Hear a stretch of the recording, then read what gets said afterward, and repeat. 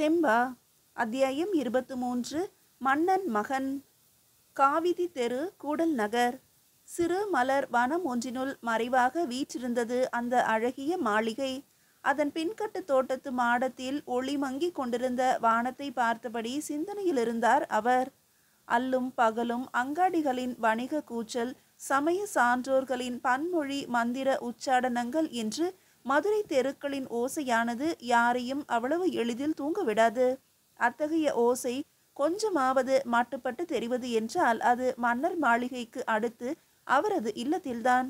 கூடு திரும்பும் குயில்களின் குரல் மட்டுமே நிரம்பி ததும்பிய அந்தி வேளை அது. அந்த ரம்மிய சுகந்தத்தை ரசிக்க முடியா மனநிலையில் இருந்தார் அவர். அந்த அளவுக்கு கொற்கையிலிருந்து வந்த செய்திகள் அவரது நிம்மதியை குலைத்திருந்தன. இந்த ஒரு விஷயத்தில் அவரால் எதையுமே சரியாக கணிக்க முடியவில்லைதான். அதனாலேயே இந்த குழப்பமும் மனக்கிலேசமும். மன்னர் இன்னும் சில காலத்தில் மதுரை வந்துவிடுவார். அப்போது என்ன நடக்கக்கூடும் என தன் அனுபவ அறிவு கொண்டு பற்பல கோணங்களில் சிந்தித்து பார்த்து எதுவும் சாதகமாக இருக்க நியாயமில்லை என்று சோர்ந்து சாய்கையில் ஏவலால் வந்து நின்றான். என்ன? உங்களை காண சிலர் வந்திருக்கின்றனர். இன்றைக்கு நான் யாரையும் சந்திப்பதற்கு இல்லை என்று சொன்னேனே. என்ன சொல்லியும் கேட்கவில்லை. பார்த்தே ஆக வேண்டும் என்று நிற்கின்றனர் காலையிலிருந்து. சரி, வரச்சொல். வந்து நின்ற மூவர் மீதும் மெல்ல பார்வையை ஓட்டினார். வலி நிரம்பிய முகத்தோடு வயோதிகர், நம்பிக்கையின்மையும் அவசரமும் மிகுந்த பார்வையோடு இளவீரன், திருவிழாவுக்கு வந்தது போன்ற குதூகல தோற்றத்தில் ஒரு இளம்பெண். என்ன வகை கூட்டு இது? சொல்லுங்கள், நான் உங்களுக்கு என்ன செய்யக்கூடும்? என் பெயர்த்தியை காப்பாற்றி தர வேணும். பெரியவரின் கண்கள் சட்டென்று நிறைந்து வழிந்தன. கலங்கி பழக்கமற்ற கண்கள் என்று தோன்றியது. எதிலிருந்து காப்பாற்ற வேண்டும்? என்ன நடந்தது உங்கள் பெயர்த்திக்கு? சந்தர்ப்ப சூழ்நிலை. அவளை அடிமையாக்கி இங்கே இழுத்து வந்து விட்டார்கள். அவளை பறிகொடுத்து விட்டு பரிதாபமாக நிற்கிறோம். எங்கள் குல தெய்வம் அவள்.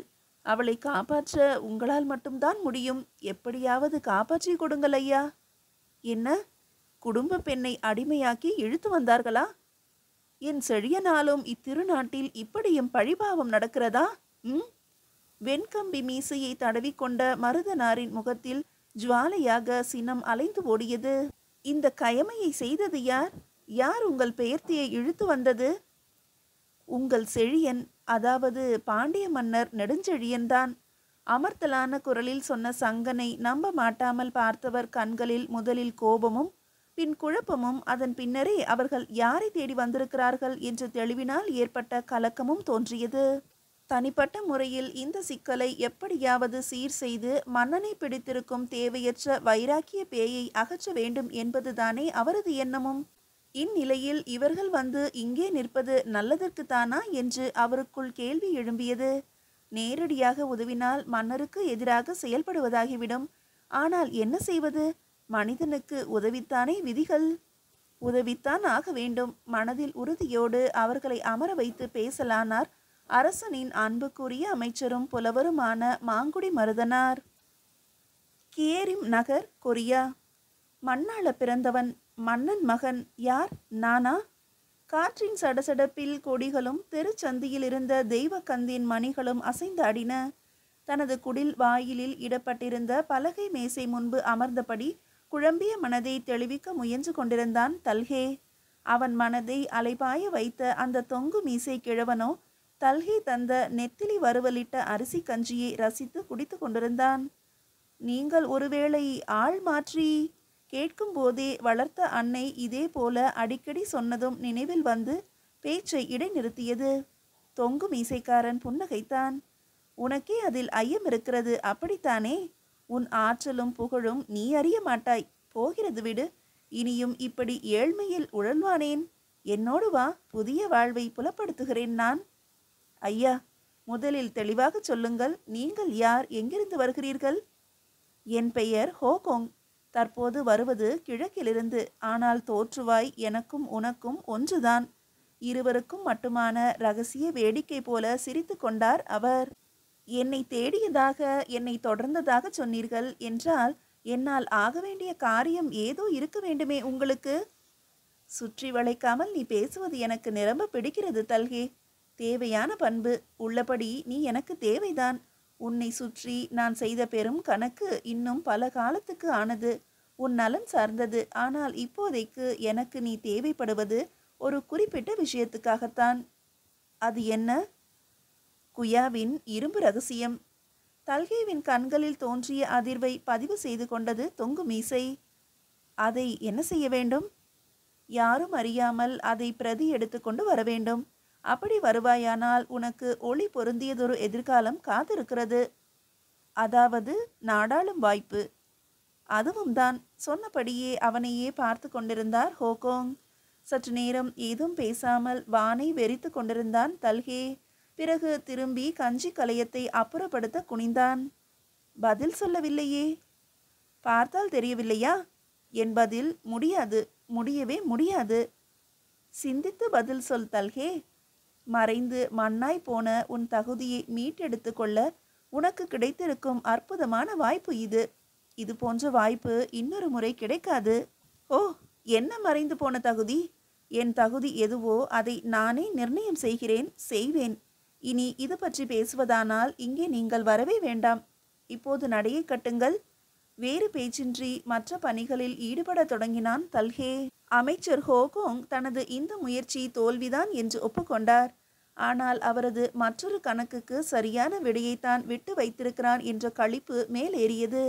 ஏமாற்றத்தை மீறி எழும்பிய பெருமிதத்தோடு எழுந்து நடந்தார் ஹோகோங். புறச்சேரி, மாமதுரை கோட்டை புறம்பு. மதம் கொண்ட மனிதனின் மனம் போல புறச்சேரியின் தெருக்கள் குறுகி கிடந்தன. மதுரை பெருந்தெருவை அழகூட்டிய பலதர கொடிகளும் வண்ண சாந்து ஓவியங்களும் வெண்பூச்சுகளும் அற்ற வெற்று சுவர்களில் நிரந்தர அழுக்கு படிந்து கிடந்தது. ஏழ்மையின் வெம்மை வையையாய் வழிந்தோடிய தெருவின் வழியே வேடிக்கை பார்த்தபடி போய்க் கொண்டிருந்தனர் தலைச்சீரா அணிந்த இளைஞனும் கரும் கூந்தலை படிய வாரி கொண்டை போட்ட பெண் ஒருத்தியும். வரிசையாய் வறியோரின் குடில்கள். பனைத்தாள் கூரைகளை ஆதரவாக படர்ந்து ஓடின பூசணி படலைகள். அப்படி ஒரு குடிலின் எதிரே சிறு வட்டிலில் அன்னை அறிந்து போட்டு கொண்டிருந்த வேலைக்கீரையையே ஏக்கமாக பார்த்து கொண்டு அமர்ந்திருந்தது சிறு பிள்ளை ஒன்று. இதோ பிள்ளாய், இங்கே வா. அவர்கள் அழைக்கவும் அது அன்னையை பார்த்தது. அவள் கண் காட்டவும் எழுந்து வந்தது. பார், சுவையான அப்பம். எடுத்துக்கொள். சுருட்டிய இலையின் மணத்தை சேர்த்து கொண்டு சுட சுட மணத்த அப்பங்களை ஆசையோடு பார்த்துவிட்டு மீண்டும் அன்னையை பார்த்தது அந்த குழந்தை. அவள் அவர்களை பார்த்தாள். அப்பம் தந்த பெண்ணின் முகத்து புன்னகையை புரிந்து கொண்டு அன்னை இசைவாக தலையசைக்கவும் ஆசையாய் வாங்கி தின்னத் தொடங்கியது குழந்தை. வெள்ளம் கூடிய எச்சில் ஒழுக அது தின்னும் அழகை கண் கலங்க பார்த்தபடி அமர்ந்திருந்தாள் தாயானவள். இவர்கள் விலகி நடந்தார்கள். பொன்பூன் பாண்டியனின் வளம் கொழிக்கும் மதுரையில்தானா இருக்கிறோம்? அவன் கேட்க அவள் உணர்ச்சியற்ற புன்னகை ஒன்றை சிந்தினாள். மாட மாளிகை கூட கோபுரம் என என்னவோ பெரிய பேச்சு மட்டும் பேசியாகிறது. வந்து பார்த்தால்தானே ஓட்டை உடைசல் எல்லாம் தெரிகிறது. ஓகோ, தம்பிக்கு கோபம் வருவதேனோ? அது சரி, உங்கள் குடியில் தனியாய் புறச்சேரி இல்லையோ? எப்படி இருக்கும்? ஊரே சேரி போல இருந்தால் தனியாக சேரி வேண்டுமா என்ன? இடக்காக அவள் கேட்கவும் சுறுசுறுவென வந்துவிட்டது அவனுக்கு. இதோ பாரம்மா ஊசி கொண்டைக்காரி, நீ ஒய்யார பெருந்தேரில் ஊர்வலம் வருகிறவள்தான், இல்லை என்று சொல்லவில்லை. அதற்காக உன்னை தவிர அத்தனை பேரும் இல்லாதப்பட்டவர்கள் என்று இழிவாக பேசாதே. நாங்கள் என்ன ஆசையாகவா அழுக்குச்சேரியில் இருக்கிறோம்? உங்கள் பாண்டிய மன்னன் செய்யும் பரிபாலனையின் லட்சணம் அப்படி. சொல்லிவிட்டு நாக்கை கடித்து கொண்டான். ஐயோ, என்ன சொல்லிவிட்டோம்? அன்புக்கு தழைபவள்தான் என்றாலும் கோபம் வந்தால் கொடும் கொற்றியாயிற்றே. வாயை கிழித்து விடுவாளே. என்ன சொல்ல போகிறாளோ என்று ஓரக்கண்ணில் பார்த்தால் குறுஞ்சிரிப்புடன் அவனையே பார்த்து கொண்டிருந்தாள் அவள். அவனது பயந்த பார்வையை பிடித்து கொண்டதும் கடகடவென்று சிரித்தாள்.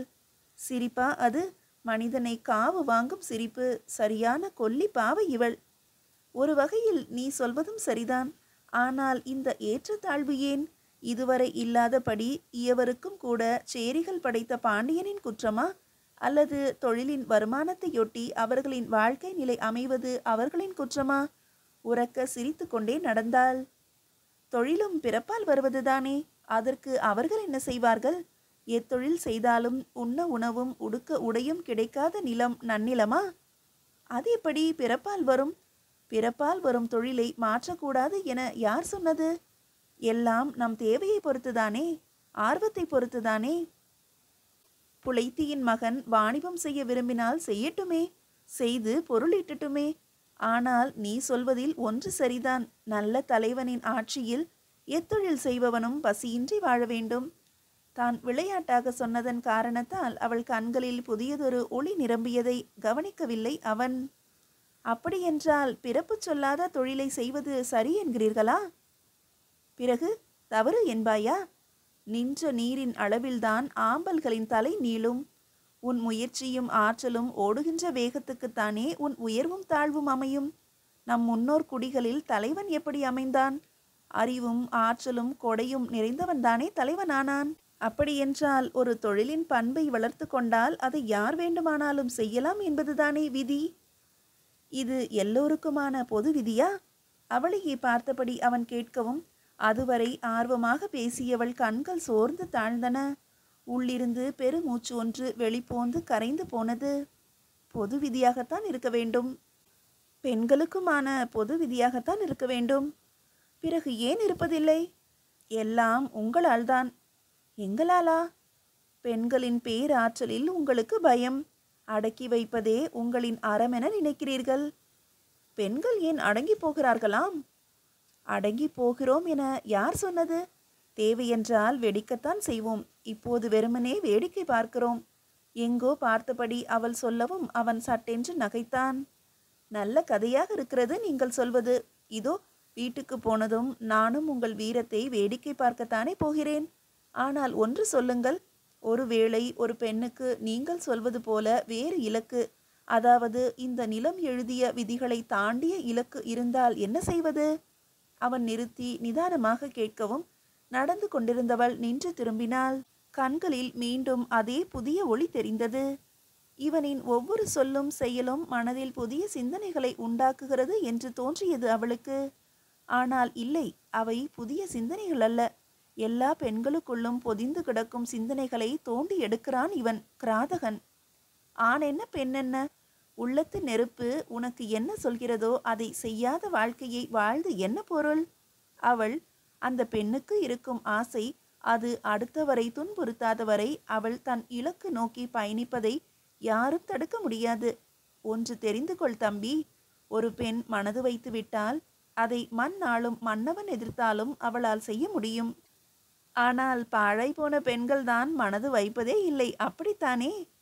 அப்படித்தான். தன்னம்பிக்கையோ துணிவோ இன்றி கொடுக்கப்பட்ட வாழ்க்கையை மட்டும் வாழ்ந்து முடிக்கிறவர்களாகத்தான் பெண்கள் சுருங்கி போய்விட்டார்கள். அவன் மீண்டும் ஓர பார்வை பார்க்க, போய்விட்டோம் என்று தோல்வியை ஒப்புக்கொள்பவள் போல முடிக்க இருவரும் கலகலத்து சிரித்தனர்.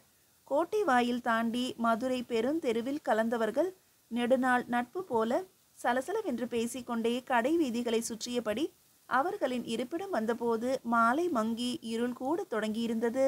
மாளிகையின் உள்ளே நுழைந்ததும் அங்கே தெரிந்த பணியாளர்களின் பதற்றத்தை பார்த்ததும் கிளி பிடித்து கொண்டது அவ்விளைஞனுக்கு. உடையவன் வந்துவிட்டானா? அதற்குள்ளா? இன்னும் சில நாட்கள் ஆகும் என்று நினைத்தார்களே. இப்படி அவன் மனைவியை யாரும் அறியாமல் வெளியே கூட்டிக் கொண்டு சுற்றியது தெரிந்தால் என்ன செய்வானோ? கலங்கிய மனதின் கண் இத்தனை நாட்களாக உறங்கிக் கொண்டிருந்த சினமும் துளிர்த்தது. தேவையில்லாத வேலைதான் பார்த்து கொண்டிருக்கிறோமோ? வந்த வேலை என்ன, இப்போது செய்யும் வேலை என்ன? உடை மாற்றிக்கொண்டு என் அறைக்கு வா. இப்போதா தேவி? வந்து பிறகு அவர் இல்லாத வேளையில்? ஏன் அவர் இல்லாத வேளையில்? பயமா? பயமா? எனக்கா? உன் திட்டம் எனக்கு தெரியாது என்றா நினைக்கிறாய்? என் அவனை காணத்தானே நீ இத்தனை நாட்களாக காத்திருந்தாய். இடைப்பட்ட நாளில் என்னை மயக்கி மடியில் போட்டுக்கொண்டாய். தேவி, சரி சரி, காலம் தாழ்த்துவானேன், சீக்கிரம் வந்து சேர் என்று விஷம சிரிப்போடு சொல்லிவிட்டு சீலை சரசரக்க அறைக்குள் புகுந்து கொண்டாள் பட்டத்து அரசி பாண்டிமாதேவி. மீதியை அடுத்த அத்தியாயத்தில் காணலாம்.